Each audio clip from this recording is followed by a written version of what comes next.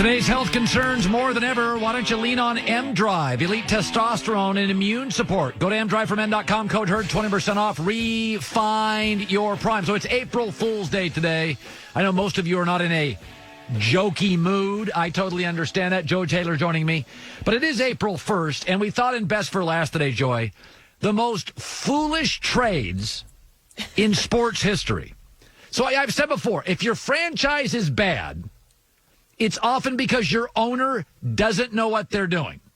And owners always finalize trades. So here are the most foolish trades on April Fool's Day. Number one, the Red Sox trade Babe Ruth to the Yankees.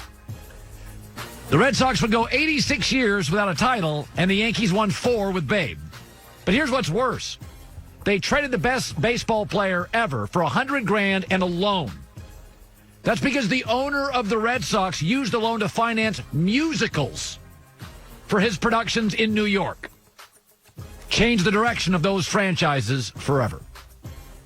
The Hornets trade Kobe Bryant to the Lakers. What did Charlotte get for him? Vlade Divac, who played 2 seasons for Charlotte. And the late Kobe's one of the great players in league history. Oh, here's another great one by an ownership group. 76ers acquired Dr. J. So they bought the Sixers in Philadelphia, at the time a very well-run franchise, bought Dr. J's contract for $3 million from the Nets. So the Knicks in New York made the Nets pay them almost $5 million for invading the Knicks' territory. So the Nets actually offered Dr. J to the Knicks. And classic Knicks, they turned down Dr. J. Who goes to the rival 76ers and wins an MVP. There's a championship, and he was an 11-time All-Star, and you could argue in the 70s was as iconic. He went from the ABA to the NBA. So the Knicks could have had him. And they said, not interested. Philadelphia's like, hey, whoa, we'll take him. And Philadelphia's franchise, if you remember the 70s in the NBA, Steve Jones, Dr. J, Caldwell Jones, Steve Mix, I think it was. Was it Steve Jones or Bobby Jones? Billy Cunningham was the coach. It was a great time. How about Thunder trading James Harden to the Rockets? Here's what's weird about that. So they got a couple of first-round picks.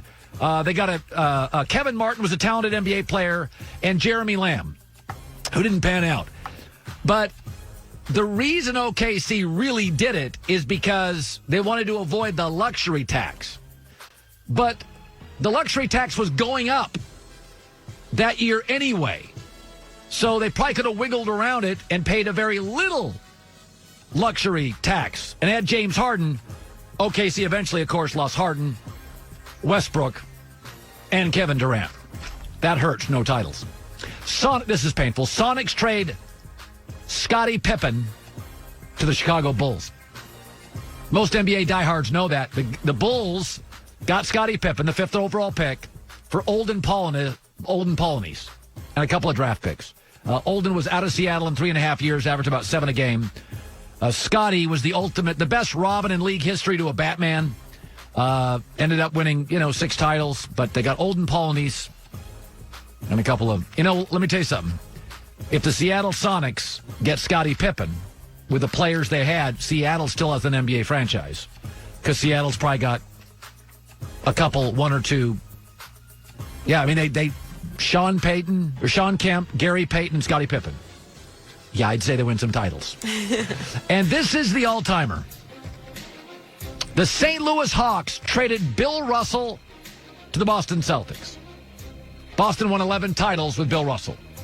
I mean, it was the first. The Yankees and the Celtics are the first real dynasties, maybe Notre Dame football in American sports. So here's how it happened.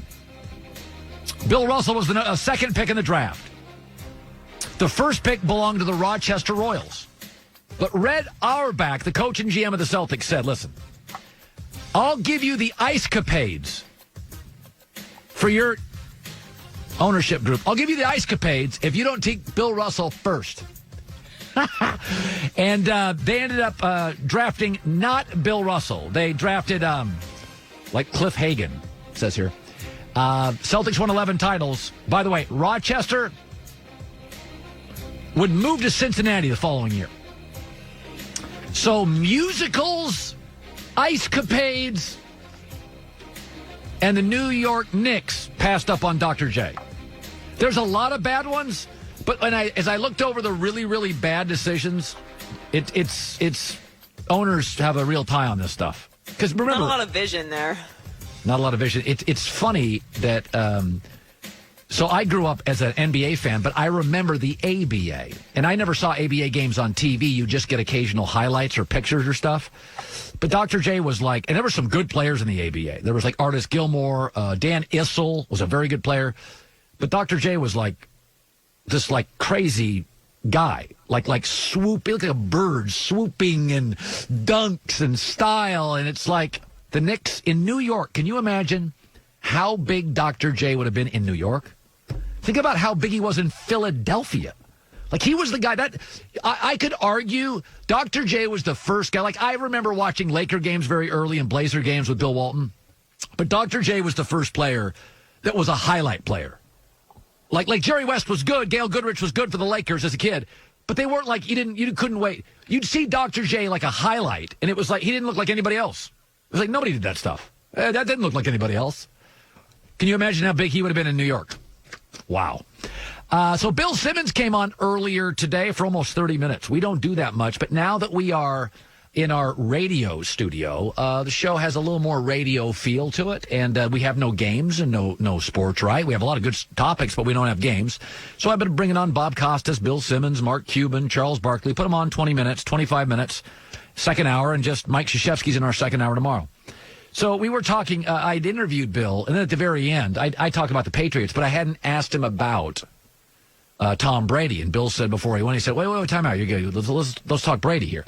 So he talked about Brady leaving New England after all these years. Why now? It's been 20 years. You have a chance to have one of the all-time iconic drafted by a team, finish your career with a team thing. Didn't you watch the reaction with Kobe in Los Angeles, how much he meant to people here because he stayed here the whole time and he settled here and all the connections he had? Like, what is better than that for a legacy? You're going to go to Tampa. You're going to play for Bruce Arians. You're going to have a bunch of 75-year-olds in the stands and a team with no history. Like, how do you do this? How is this how your career ends?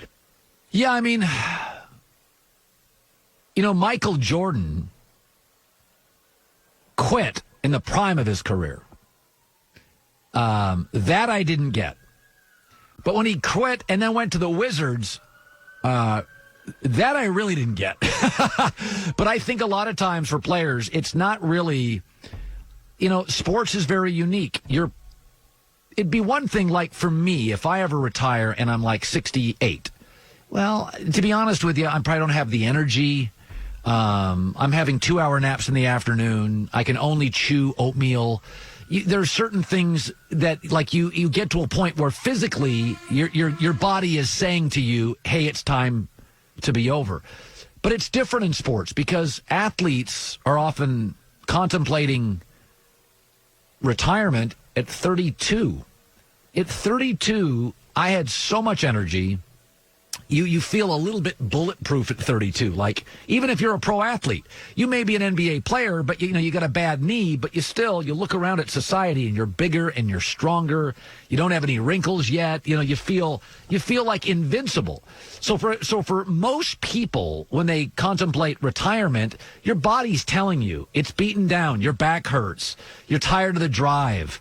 You look at your retirement and you're like, I don't love the job anymore. My job is changing.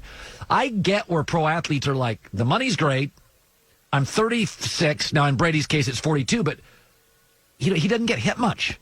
Tom's had one injury in his career. Like, you get where Tom wakes up in the morning and is like, hey, listen, man, I had 4,000 yards last year with no receivers. I get where athletes are like, why would I retire? I mean, if they did an anti-aging pill, like if there was an anti-aging pill, and I could feel like this for the next 25 years, it doesn't matter if I'm 80. Why would I retire? If I felt like this, why would I retire? So athletes, it's hard to retire because generally you make that decision once the season's over. So a football player's not getting hit. He never feels better than like April. March, April. That's when Brady feels his very best. We had to make a decision March 15th. So March 15th, Tom is like, God, I'm sleeping great. I've got no aches and pains. I get it. It's a different dynamic with pro athletes, You know how it is. If you're going to retire, there's going to be a physical component, Joy, to when you're done. Like you'll be just tired of the drive, or you'll wake up one morning and you're like, I'm exhausted. Yeah, but I have a whole plan. You do? Yeah. I mean, eventually you have to transition in this business, You have to evolve. What's your plan? Is it secret? No. I'm going to, get my own network one day and make shows for other people. You'll be like Oprah. Yeah. All right. That's my plan. I'm not sure. You can come to my house in Hawaii. That's your other plan? Well, a few of them. Yeah, that's pretty good. So Mike Krzyzewski, Coach K, I'm all excited for that. Will be joining us tomorrow on a Thursday. I got to knock on wood here, folks. It's been 5, 10, 13 shows with no sports, and I'm just so proud of our team and our staff and Joy and everybody. I think we've been fairly entertaining. I know there's not a lot out there, but we've got Coach K tomorrow and a couple of rants I didn't get to today. So we hope to see you tomorrow. Thanks so much for choosing us. In L.A., it's The Herd.